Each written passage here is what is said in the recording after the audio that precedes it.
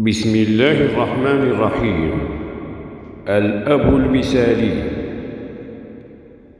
لقد تجاوز 60 ولا يزال ينهب، ولا يزال بذيله يلعب، ومن أكل الحرام لا يمل ولا يتعب. يجلس في المقهى يدخن ويشرب، وفي التفاهة يخوض وبنفسه معجب. في البيت لأتفه الأسباب يغضب، المسجد أمامه فيتخطاه كالأرنب. إن الأذان لا يعنيه ولغيره أنسب.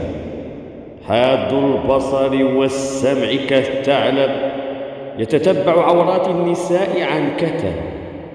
فهذه سمراء وتلك شقراء، شعرها أشهب والأخرى شعرها أرطب. وذاك رجل طويل وذاك أحدب، وذاك شكله عجيب وأغرب. جهله لأبنائه هو الأقرب، إذا دخل الدار فجر وأرعب، وإذا استقبل أصدقاءه غنى وأطرب. بخيل على أسرته يأكل منفردا، ويرمي لهم بالفتات مع سوء أدب، بعد اختيار الأشهى والأطيب. لسانه سم العقرب، التفاهم معه مستحيل وأصعب.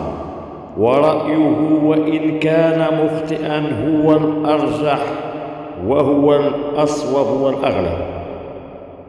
لا يتكلمون فكلهم في نظره قد أذنب.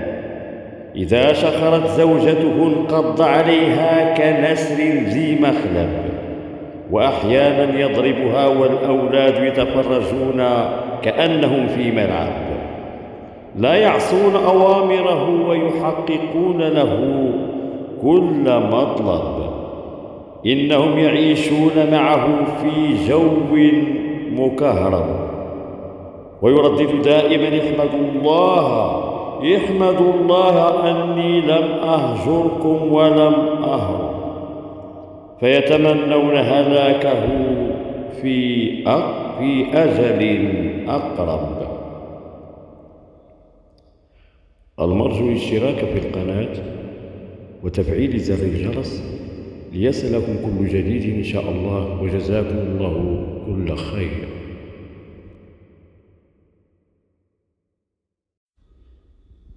بسم الله الرحمن الرحيم.